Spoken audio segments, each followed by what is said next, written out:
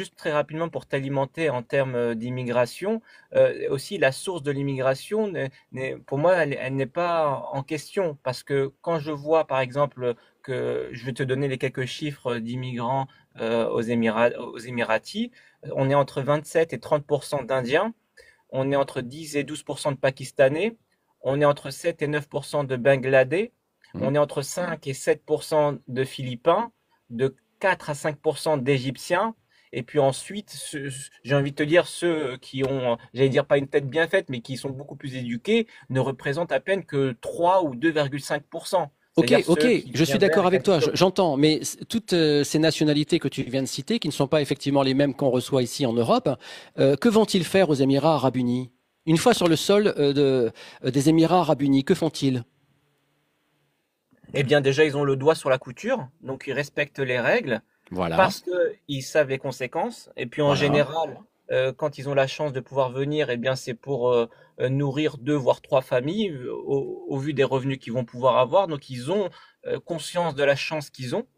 Et Donc donc ils y vont pour travailler, ils y vont pour travailler, ils se pour tiennent à respecter carreau comme tu l'as dit, le doigt sur la couture, comme je le disais, voilà. effectivement. Et donc on a une harmonie qui se fait de facto. C'est-à-dire combien même dans son pays il mangerait des cailloux et qu'il baignerait dans une certaine violence, eh Hmm. bien tout ça est renfoulé parce que il a la survie à la fois de lui-même, enfin de lui-même.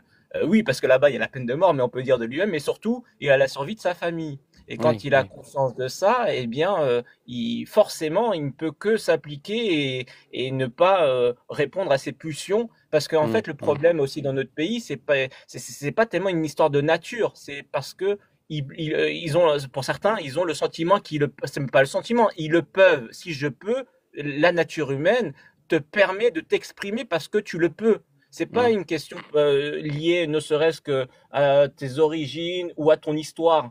Combien même tu Hmm. aurais une histoire Mais il y chaotique a et un autre difficile, élément, il y a un autre élément, si tu peux, pardonne-moi, il y tu a un le autre fais. élément qui rentre en D'accord. considération, c'est que les Émirats arabes unis ne sont pas un guichet social. Aussi, Ah mais il y oui, a le moyen de c'est-à-dire que quand tu pouvoir vas aussi. là-bas, c'est le doigt sur la couture comme tu l'as dit, mais c'est aussi si tu veux t'en sortir, bah, tu vas devoir te démerder. Parce que c'est pas la France, quoi. C'est pas la France avec toutes les associations payées par l'argent public pour dire de t'aider, te nourrir, te loger, avoir des avocats gratuits, te battre contre l'État qui est l'État lui-même qui paye les associations qui vont contrer les lois républicaines, etc., etc. Là-bas, il n'y a pas tout ça. Donc effectivement, quand tu vas là-bas, c'est que tu as envie d'y aller et que tu sais que si tu y vas, tu vas probablement trouver un job et gagner de l'argent, mais tu vas effectivement devoir respecter les règles, sinon bah c'est pas comme la France et comme l'Union européenne, tu risques gros. Et le fait que les Émirats arabes unis ne soient pas un guichet social, c'est aussi une condition très particulière qui fait que quand tu vas là-bas, c'est pas pour toucher la CAF, hein.